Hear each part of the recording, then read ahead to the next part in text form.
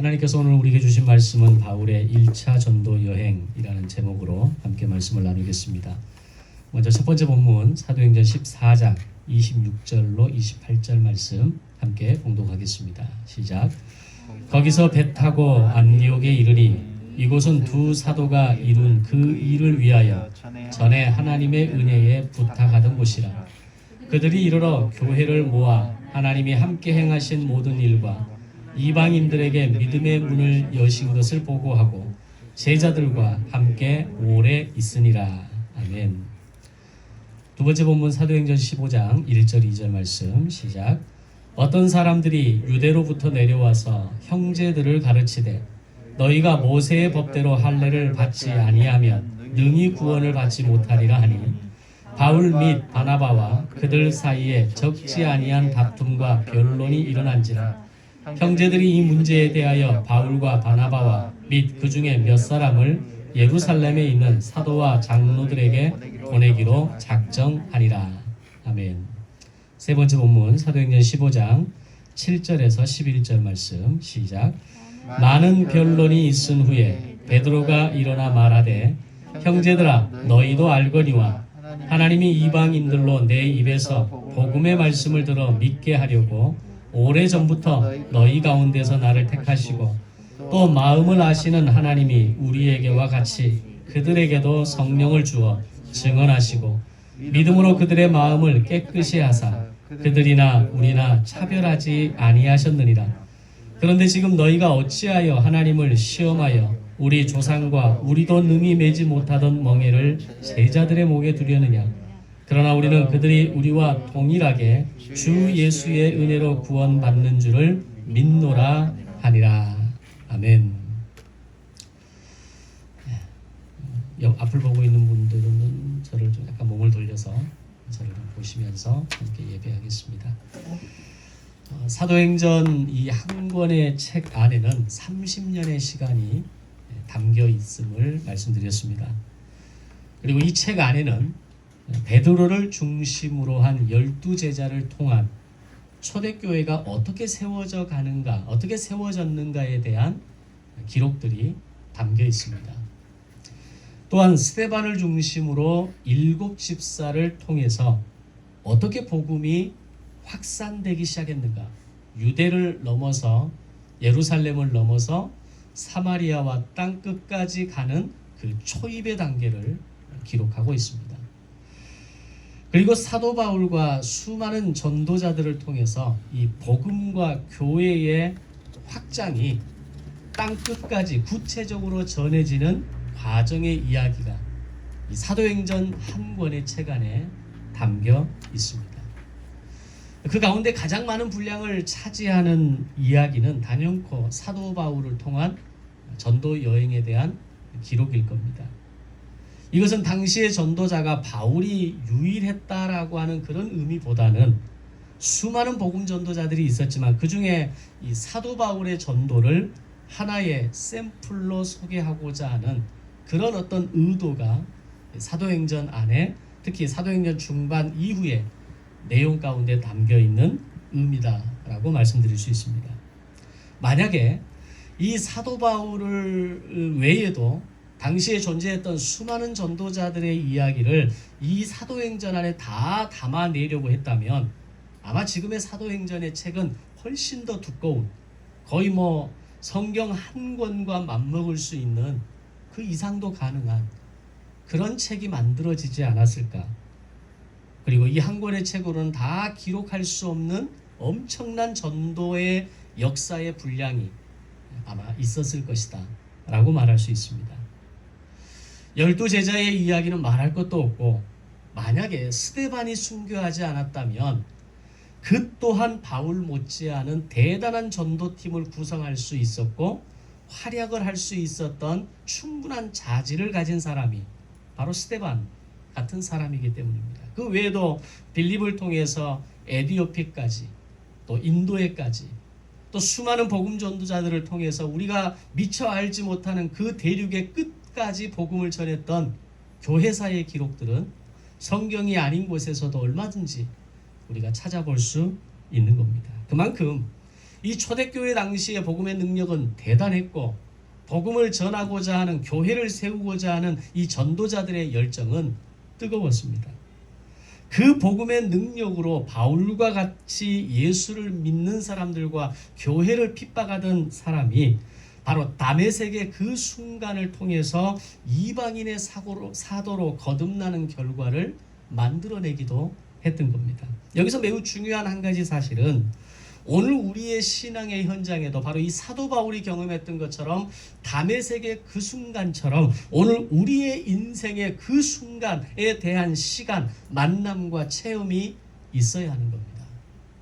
오늘 우리가 평생을 신앙생활함에도 불구하고 우리의 인생의 현장에서 그 순간을 경험하지 못하고 살아가는 사람들이 사실 더 많습니다. 부모가 예수를 믿어서 내가 교회를 나갔고 부모가 태어나 보니까 교회를 다니고 있어서 내가 교회를 나간 것이라고 하는 생각으로 20대, 30대, 40대 아니 마지막 인생의 끝나는 순간까지 그렇게 살아가는 사람들이 허다합니다. 그런데 그 인생의 순간 속에서 바로 예수 그리스도를 만나는 그 순간, 하나님을 만나는 그 순간을 경험한 사람만이 바로 이 사도 바울과 같은 엄청난 변화와 역사와 그리고 하나님께서 그를 불러 세우셔서 사용하시는 놀라운 경험을 하게 되는 겁니다. 성경의 인물들을 한번 가만히 보십시오. 그리고 지난 21일 동안 다니엘의 기도회를 통해서 세워졌던 간증의 주인공들을 한번 지켜보십시오. 그들에게 하나의 중요한 공통점이 있습니다. 뭡니까? 그 순간이 있었습니다.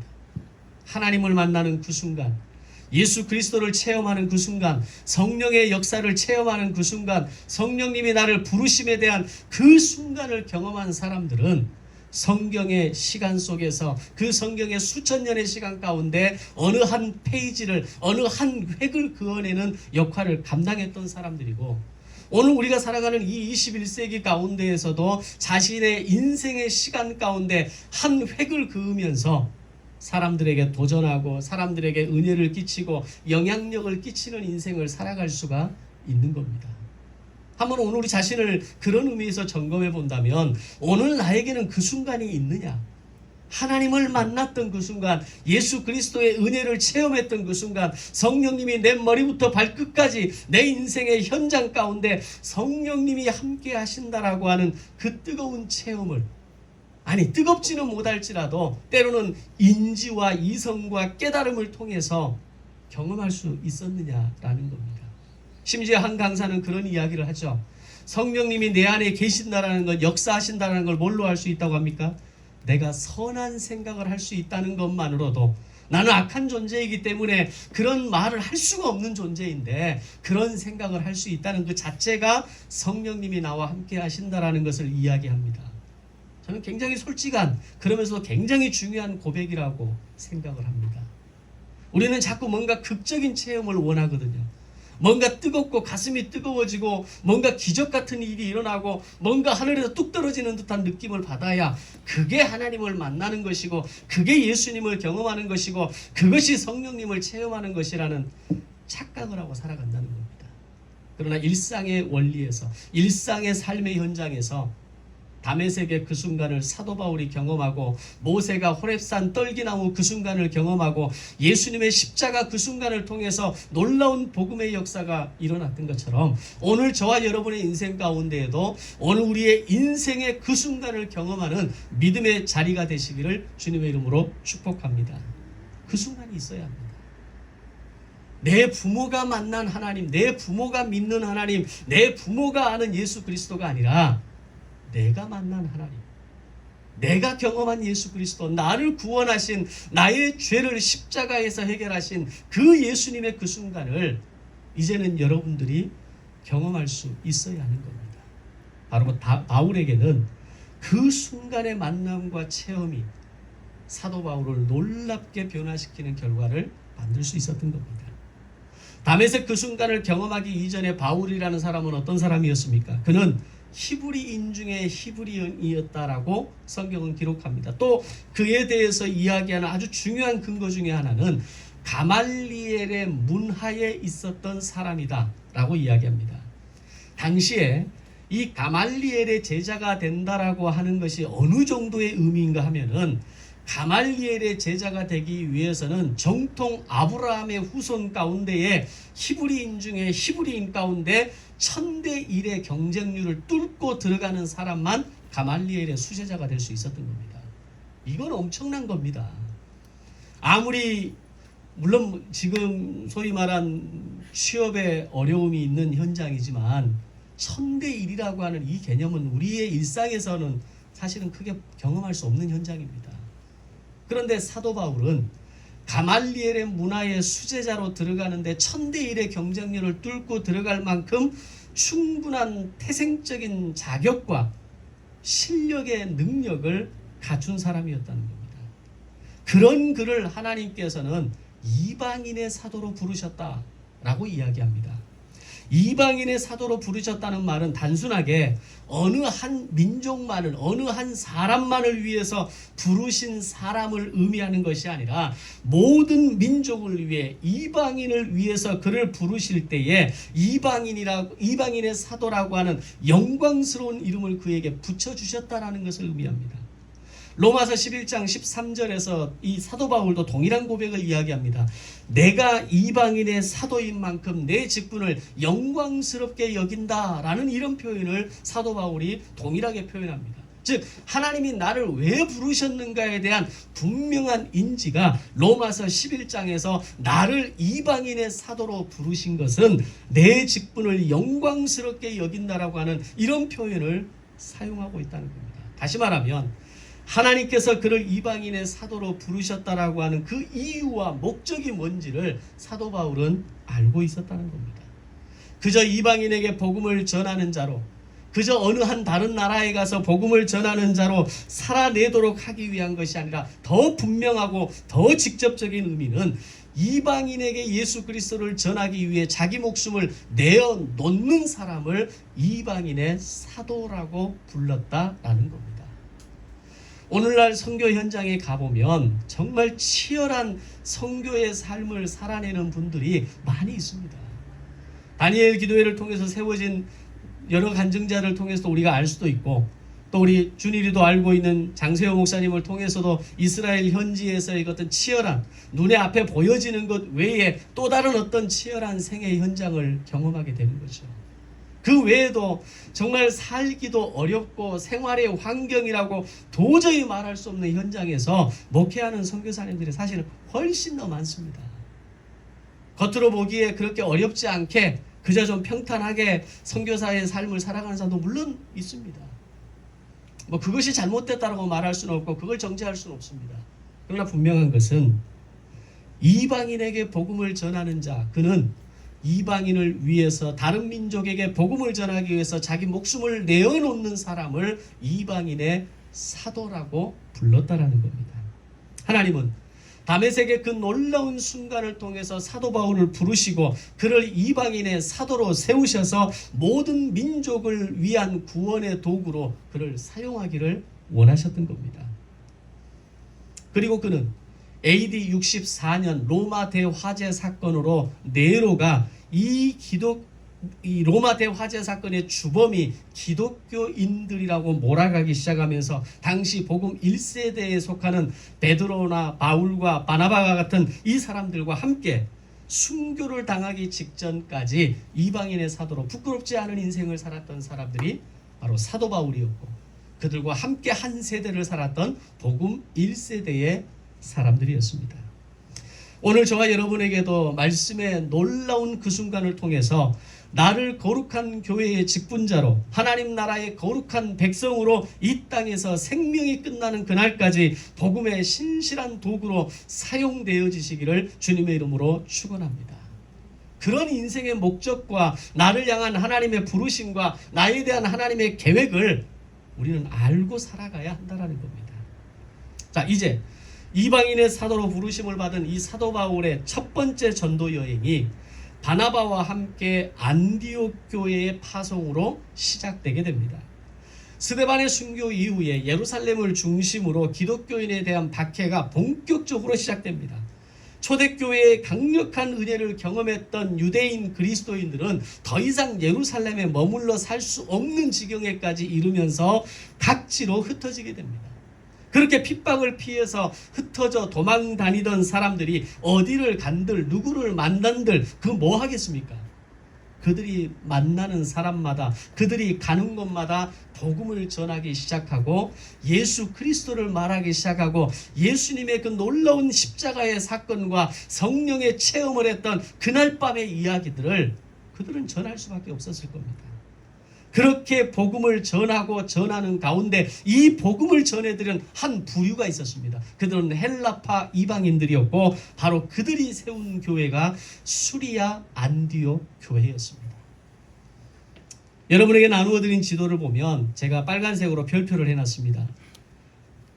제가 최대한 키운다고 키운 게 지금 그거니까 한번 눈을 좀 애를 써서 한번 쳐다보십시오. 그 수리아 안디옥 교회, 바로 그곳이 사도 바울과 바나바를 파송한, 아니 그 전에 예루살렘에서부터 흩어진 핍박 가운데 흩어졌던 유대인 그리스도인들이 복음을 전할 때에 헬라파 이방인들에게 복음을 전함으로 세워진 아주 순수한 이방인 교회의 첫 번째 사례가 됩니다. 이 수리아 안디옥은 시리아 헬라의 수도였습니다. 헬라 제국 당시에는 문화 교류의 중심지였고 지중해 연안에 위치한 최고의 지리적인 요충지였습니다. 딱 봐도 그렇게 보이지 않습니까?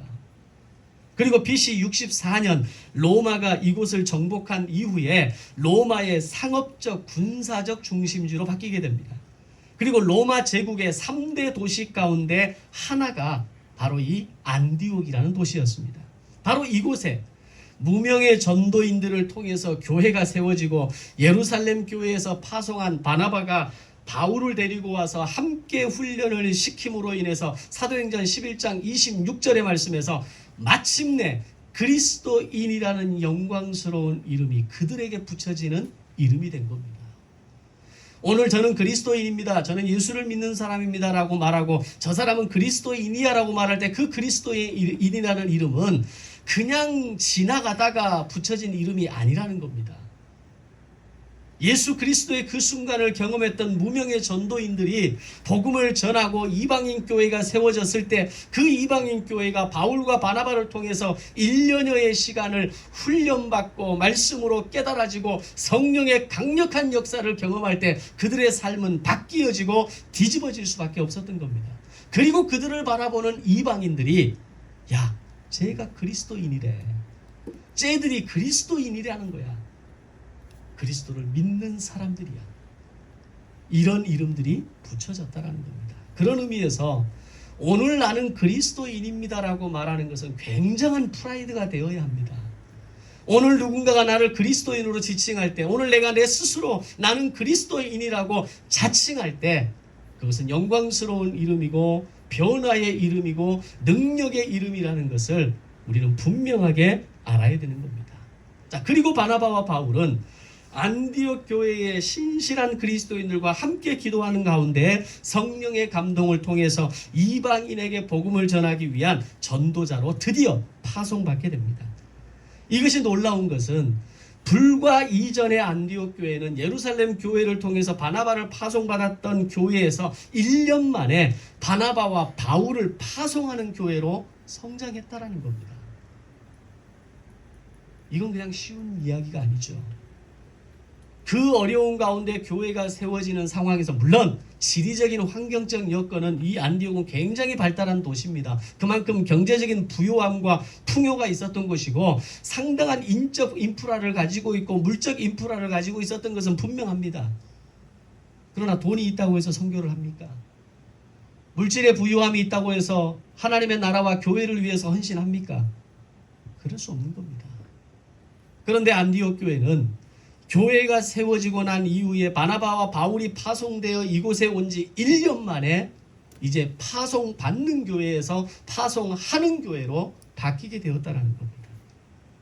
드디어 바울과 바나바 그리고 바나바의 조카 마가는 함께 1차 전도 여행을 떠나게 됩니다. 오늘은 1차 전도 여행의 흐름에 대해서 정리하는 시간을 가져보도록 하겠습니다.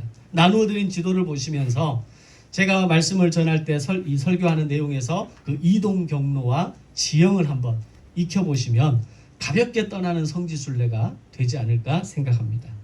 자, 세 사람은 먼저 안디옥에서 출발해서 실루기아를 거쳐 바나바의 고향 구브로 섬으로 가게 됩니다. 왜 구브로 섬으로 먼저 가게 되었을까를 생각해 보면 사실 단순합니다. 이번 전도 여행의 디렉터는 사실 엄밀하게 말하면 바나바입니다. 그래서 제가 설교를 하면서도 지금 이 오늘 내용에서 설교할 때 이름의 순서를 자꾸 이렇게 얘기할 겁니다. 바나바와 바울. 바울과 바나바가 아니라 바나바와 바울입니다. 엄밀하게 말하면 바나바가 담임 목사고 바울이 부목사인 겁니다. 바나바가 총 디렉터이고 바울은 서버하는 사람입니다. 그렇게 해서 시작된 1차 전도 여행지의 첫 장소를 구브로를 택하게 됩니다. 구브로는 바나바의 고향이면서 바나바의 일가 친척들이 살아가는 장소입니다. 다시 말하면 고향 같은 곳이죠. 그렇게 보면 바나바가 이 영광스러운 첫 번째 전도 여행을 떠나면서 어디를 가장 먼저 가서 복음을 전하고 싶었겠습니까? 당연히 나의 고향이죠. 나의 고향으로 가서 나의 사랑하는 가족들에게, 물론 신실한 바나바였고 그의 가족 대부분이 예수를 믿는 사람이었겠지만 그 외에 친척들 가운데, 지인들 가운데에는 믿지 않는 사람들이 분명히 있었지 않았겠습니까? 그렇게 해서 구브로로 가게 됩니다. 오늘 우리가 이 복음의 능력과 생명을 아는 사람이라면 이런 열정이 좀 있어야 합니다. 그냥 내가 예수를 믿었다는 것으로 만족하고 너희들은 예수 안 믿지라고 그냥 어쩔 수 없지, 언젠가는 걔들이 믿겠지라고 생각할 것이 아니라 오늘 나의 친척, 나의 형제, 나의 지인들 가운데에서 예수를 알지 못하는 이들에게 내가 아는 예수 그리스도를 증거하고자 하는 열망과 간절함이 있어야 하는 겁니다. 오늘 바나바가 자기의 고향 구브로를 향해서 갔던 첫 번째 이유는 그거 하나밖에 없는 겁니다. 내가 아는 모든 사람들이 예수 그리스도를 알기를 원했던 거죠. 물론 우리가 그들의 믿음을 확 들어가게 만들 수 있고 그들이 하루아침에 예수를 믿게 만드는 놀라운 능력이 있는 사람들은 아닙니다. 그러나 인생을 살면서 내 가족과 형제와 지인들에 대한 그 간절함과 열망을 놓쳐버리면 그것은 아니라는 겁니다.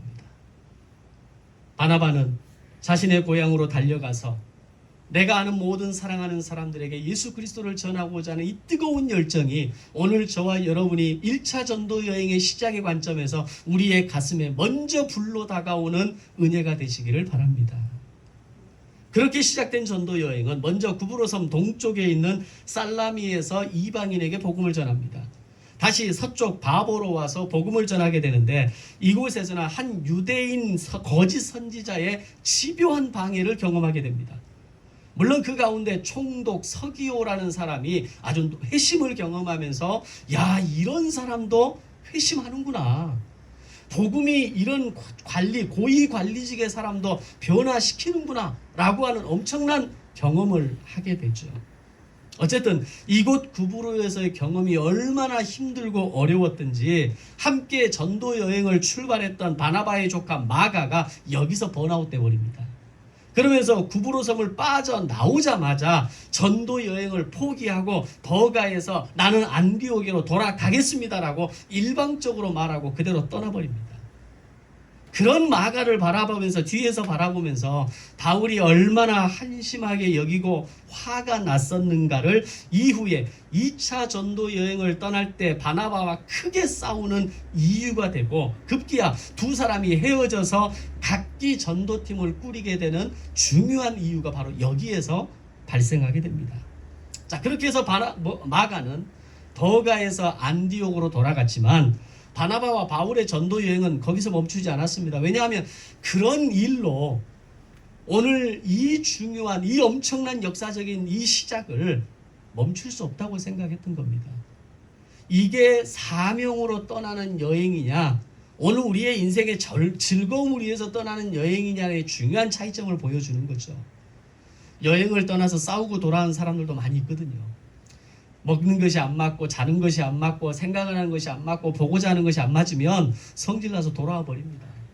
그러면 남아있는 사람도 여행을 어쩔 수 없이 하긴 하지만 힘이 안 나는 겁니다. 심지어는 같이 돌아와 버립니다. 그런데 바나바와 바울은 마가가 안디옥으로 돌아갔지만 자신들의 여행을 멈추지 않습니다. 그렇게 마가가 돌아가고 나서 두 사람은 버가에서 비시디아 안디옥으로 이동합니다. 그곳에서 회당에서 설교를 하는데 그때 바울이 전한 아주 중요한 설교의 핵심 주제가 있었습니다. 그게 뭐냐면 출애굽의 이야기부터 구약의 모든 이야기가 예수 그리스도로 향하고 있습니다 라고 하는 선포였습니다. 지금 우리가 듣기에는 그 말이 뭐 그렇게 아주 뭐 충격적이고 이런 말은 아니지만 당시 유대인들에게 있어서 출애굽부터 구약의 이야기가 예수 그리스도를 이야기합니다라는 말을 할 때 유대인들이 이 이야기를 정상적으로 받아들일 수 있었겠습니까?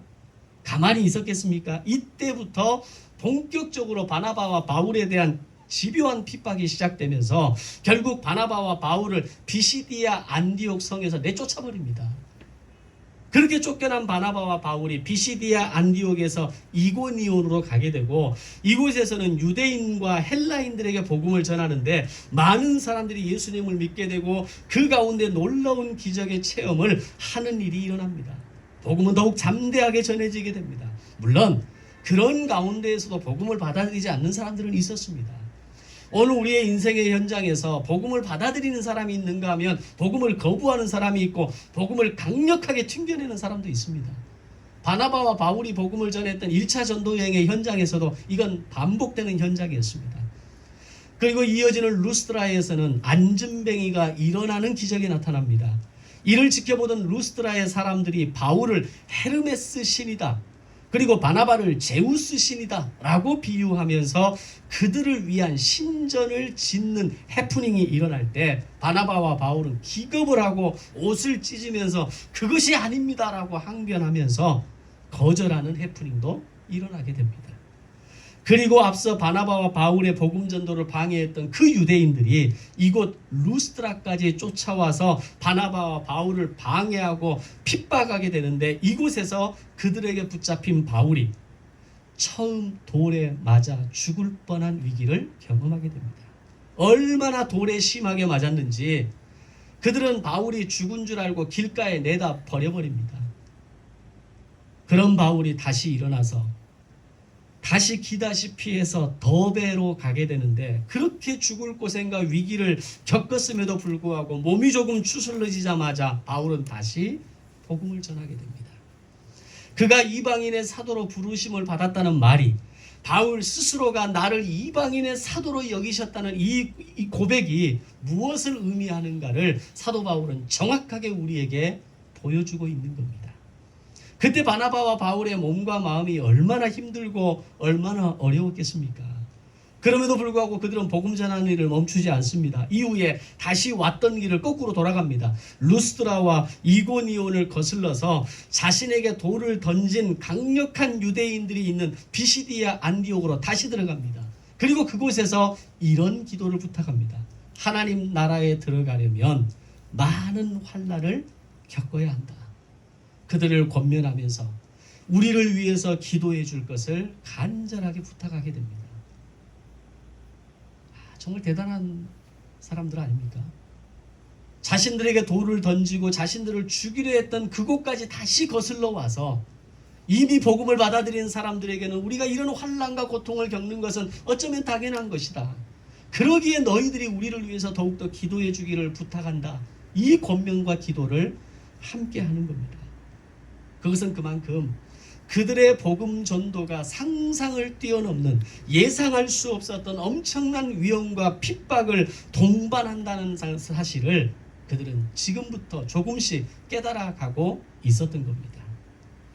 두 사람은 다시 버가로 돌아와서 복음을 전하고 아탈리아에서 배를 타고 마침내 안디옥으로 돌아와서 하나님께서 행하신 모든 일과 이방인들에게 믿음의 문을 여신 승리의 소식을 보고하면서 영광스러운 1차 전도 여행을 마치게 됩니다. 여기까지 오는데 걸린 시간이 2년이 걸립니다. 2년의 1차 전도 여행을 통해서 죽을 고비를 경험하면서 물론 그 가운데는 복음의 놀라운 역사를 경험하지만 사실은 훨씬 더 많은 시간 거절과 핍박과 방해와 회방과 어려움의 시간들을 경험했던 겁니다. 자, 이런 여행이라면 다음에 또 갈 수 있겠습니까? 우리가 어디를 갔다 오면 거기 또 가고 싶다. 우리 권사님이 제주도 한번 갔다 오셔서 그 자리돔 그걸 먹고 너무 먹고 싶다고 수만 번을 들었던 기억이 있습니다. 추억이 있으면요 또 가고 싶은 거예요. 먹었던 그 기억이 이 혀끝에서 떠나지 않는 겁니다. 그 여행의 기쁨과 즐거움을 다시 가서 내가 그 자리에 앉아서 커피 한 잔을 탁 마시면서 추억에 잠겨보고 싶은 게 인간의 작은 욕망이거든요. 근데 이 지긋지긋한 여행을 또 갈 수 있겠습니까? 그리고 그들은 다시 1년 후 2차 전도 여행을 떠나게 됩니다. 기가 막힌 거죠. 1차 전도 여행이 있었던 지난 2년의 시간 동안 그들은 온갖 어려움과 죽음의 위기를 겪으면서 마침내 자신들을 파송했던 안디옥 교회로 돌아왔다는 것만으로도 기적인 겁니다. 근데 그곳으로 돌아와서 선교 보고를 할 때 그 감격은 이루다 표현할 수 없을 만큼 대단한 감동이었을 겁니다. 오늘 찬양 은혜에서 2절에 가사에 보면 이렇게 나오죠. 복음을 전할 수 있는 축복이 당연한 것이 아니라 은혜였어.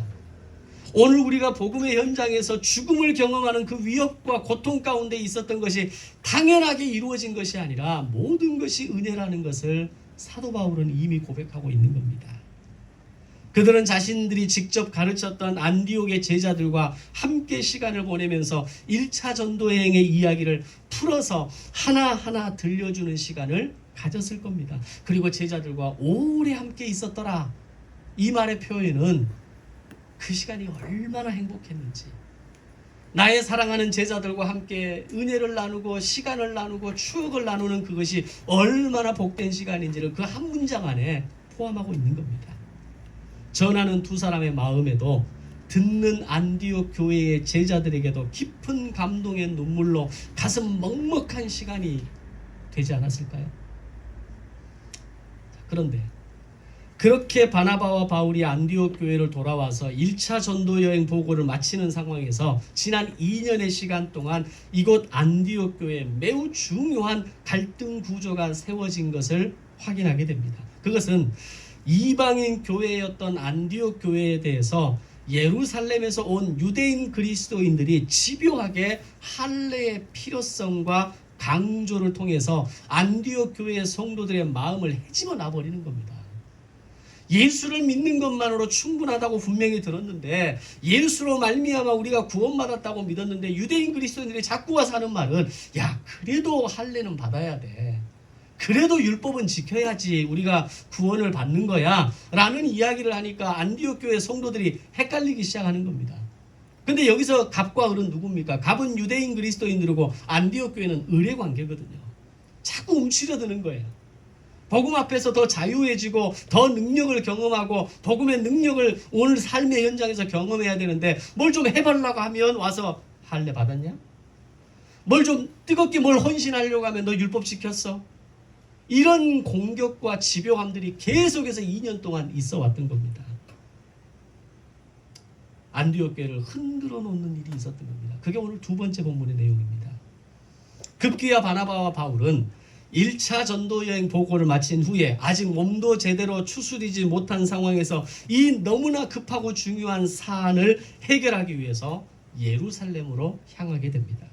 왜냐하면 할례의 문제는 단순하게 안디옥 교회에게만 걸려있는 문제가 아니라 앞으로 이방 선교를 위한 매우 중대한 걸림돌이 될 수 있었기 때문입니다. 그래서 바나바와 바울은 하루빨리 이 문제를 해결해야 된다는 결론을 내렸기 때문입니다. 그렇게 해서 열리게 된 회의가 바로 예루살렘 공의회였습니다. 이 내용이 두 번째 본문 사도행전 15장 이후로 이어지는 이야기입니다. 이 회의는 예수님께서 십자가에서 죽으신 이후에 14년 만에 열리게 되는 공식 회의였습니다. 지금까지는 산헤드린 공회를 통해서 예수 그리스도가 십자가에 못 박히는 일이 일어나고 제자들이 사도들이 핍박당하는 일이 일어나고 4차 산헤드린 공회에서는 스데반이 순교당하는 일이 일어나는 계속적인 산헤드린 공회의 중심으로 교회가 흔들리고 공격받는 상황 가운데 예루살렘 공회가 드디어 힘을 발하기 시작하는 겁니다. 그러면서 14년 만에 열리는 이 공식 회의를 통해서 놀라운 일이 일어납니다. 그 자리에 참석한 사람들은 예루살렘 교회의 사도들과 장로들 그리고 안디옥 교회에서 파송한 바나바와 바울이었습니다. 이 회의의 의장은 예수님의 형제였던 야고보가 의장이 됩니다. 회의의 순서는 바나바와 바울이 먼저 나와서 1차 전도 여행의 보고를 하게 됩니다. 이때까지는 분위기가 좋습니다. 야, 그런 일이 있었어. 야, 그런 역사가 그곳에 있었던 거야? 하면서 반가이 맞아주고 그 보고를 받고 아마 만장일치로 통과요 라고 외쳤을 겁니다. 드디어 민감한 주제가 나오기 시작합니다. 할례 문제입니다. 이 회의에 참석한 유대인들의 주장은 단호했습니다. 모세의 법대로 할례를 받지 않으면 누구도 구원을 받지 못한다는 겁니다. 요즘 말로 하면 꼰대라고 그러죠. 꼰대. 내가 아는 그것이 무조건 옳은 거니까 너희는 내 말을 들어야 돼. 자, 내 말 좀 들어봐. 또 라떼 뭐 이런 얘기 막 나오잖아요. 꼰대입니다. 유대인 그리스도인들은 이 모세의 법에서 이야기하는 할례를 도저히 내려놓을 수가 없는 겁니다. 유대인이 그런 것처럼 이방인도 반드시 할례를 행하고 모세의 율법을 지켜야만 하는 것, 이게 법입니다. 라는 이야기를 쏟아내기 시작합니다. 자, 이렇게 팽팽한 줄다리기가 이어지고 있을 때 드디어 베드로가 등장합니다. 그것이 오늘 세 번째 본문입니다. 베드로는 과거 고넬료의 사건을 바탕으로 하나님께서는 이방인에게도 동일하게 성령을 주셨고 그들을 차별하지 않으셨는데 어떻게 너희가 그들을 차별할 수 있느냐라고 하는 일침이었습니다. 이 말 한마디로 게임 끝나는 겁니다. 하나님이 그들을 차별하지 않으시고 성령을 주시고 방언을 주시고 그들에게 세례를 베풀게 하셨는데 도대체 너희들이 뭐길래 그들을 차별할 수 있냐라는 겁니다. 여기서 우리는 왜 하나님께서 베드로에게 고넬료의 사건을 경험하게 하셨는가를 다시 한번 이해할 수 있습니다. 만약에 끝발이 약한 제자가 이 얘기를 했다면 어떤 일이 일어났겠습니까? 조용히 있어. 네 나이 몇 개야? 라고 찌그러지게 했었겠죠. 그러나 베드로는 12제자 중에 최고의 나이 많은 사람 뭐라 하죠? 연장자, 그리고 수제자, 예수님이 사랑하셨던 3인방 수제자 중에 으뜸인 사람입니다. 베드로가 이 얘기를 하자마자 조용해집니다. 한 방에 문제가 해결된 겁니다. 그리고 이어서 바나바와 바울은 다시 증거합니다. 이번 전도 여행에서 너희들이 당신들이 말하는 그 이방인의 그 땅에서 어떤 일이 일어났는지 어떻게 하나님께서 표적과 기사를 행하셨는지를 다시 한번 강조하기 시작합니다. 이 모든 주장과 증거와 사례를 바탕으로 예루살렘 공회의 의장인 야고보는 사도행전 15장 19절 20절의 말씀에서 이제는 더 이상 하나님께로 돌아오는 이방인들을 괴롭게 하지 말자. 꽝꽝꽝 도장 찍어버립니다. 의장이 의장 망치를 들고 내리치면서 이제 더 이상 이걸로 거론하지 말라라고 외치는 것처럼 야고보는 더 이상 이방인들을 괴롭게 하지 말아라. 할례로 율법으로 자꾸 그들의 마음을 괴롭게 하지 말라라고 선언해버리는 겁니다. 십자가로 충분하다는 것을 공식적으로 결정하는 회의가 사도행전 15장 14년 만에 열린 예루살렘 공의회의 결정이었습니다. 그리고 동시에 당시 이방인들이 가지고 있었던 문화와 풍습 가운데 그래도 조심해야 될 몇 가지 항목을 부칙으로 결정합니다.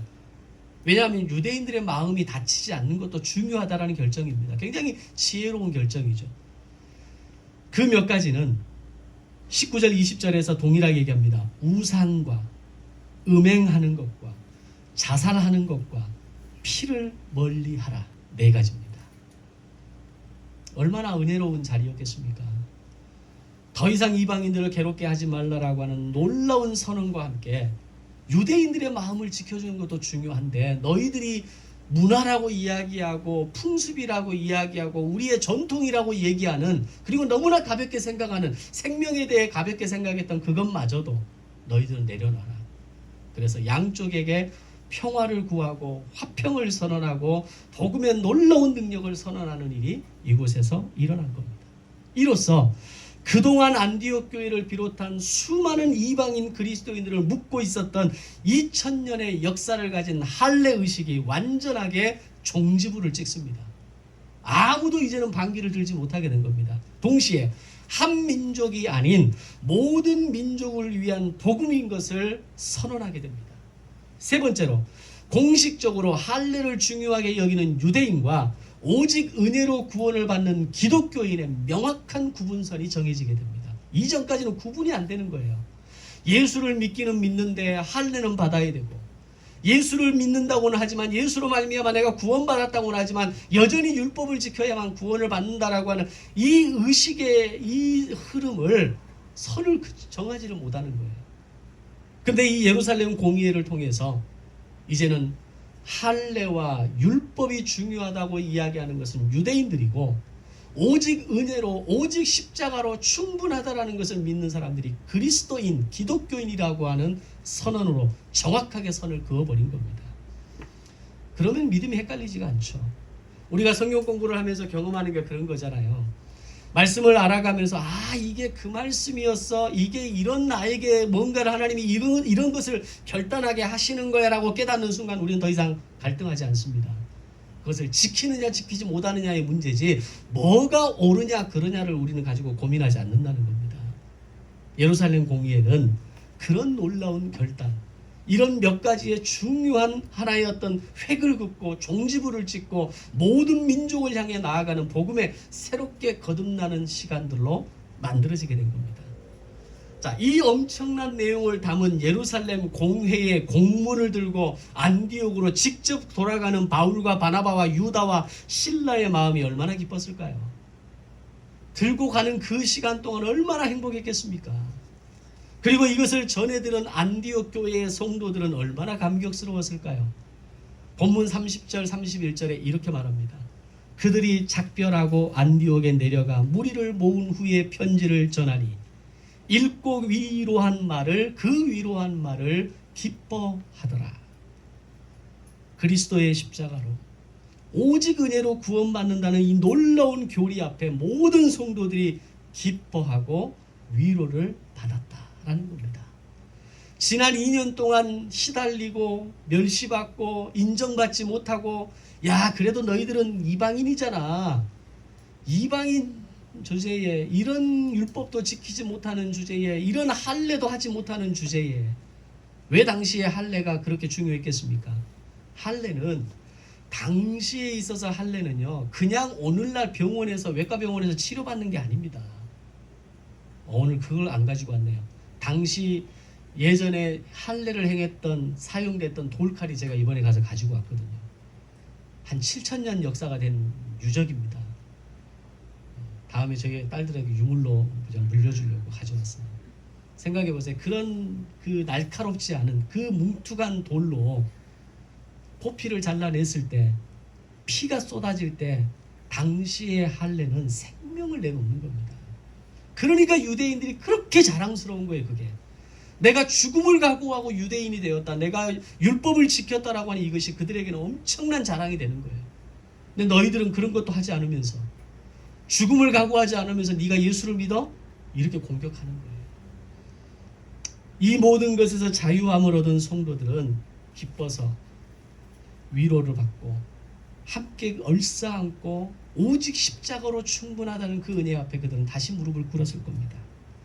이렇게 정해진 예루살렘 공회의 결정과 바울과 바나바의 손에 들려진 공문은 이후에 예수님의 십자가를 통한 구원 사역이 땅 끝까지 전해지는 데 아주 중요한 토대가 되어집니다. 그리고 이 기초 위에 2차, 3차 전도 여행이 계속해서 이어지게 됩니다. 다음 주는 2차 전도 여행에 대해서 함께 여행을 떠나보겠습니다. 기도하겠습니다. 생명의 주인이 되신 하나님, 감사합니다. 사도 바울의 1차 전도 여행의 그 흐름과 경로를 통해서 당시의 복음이 이방인을 향해서 전달되어진다라고 하는 것이 얼마나 목숨을 거는 행동이었는지, 다른 민족을 위해서 내 목숨을 내어놓을 수 있는 각오를 한 사람이 이방인의 사도로 부르심을 받았다라고 하는 것을 다시 한번 깨닫게 됩니다. 오늘 나의 가장 사랑하는 형제와 친척과 지인들 가운데 아직 예수를 알지 못하는 사람, 아직 예수님의 그 순간을 경험하지 못한 사람들이 있다면 오늘 그들에게 예수 그리스도를 소개하고 복음을 증거하고 복음의 놀라운 능력을 함께 누리고자 하는 이 아름다운 간절함과 열망이 오늘 우리 가슴 속에 다시 한번 불일 듯 일어나게 하여 주시옵소서. 바나바와 바울의 1차 전도 여행을 통해서 우리에게 깨닫게 하시고 보게 하시는 것을 다시 한번 마음에 잘 정리하고 그 놀라운 사도로서의 부르심을 감당한 오늘 그들의 모습을 오늘 우리의 인생의 현장에서 발견하고 만들어가고 하나님 앞에 쓰임받기를 원하는 하나님 나라의 거룩한 백성 되게 하여 주시옵소서. 감사드리오며 예수님의 이름으로 기도드리옵나이다. 아멘.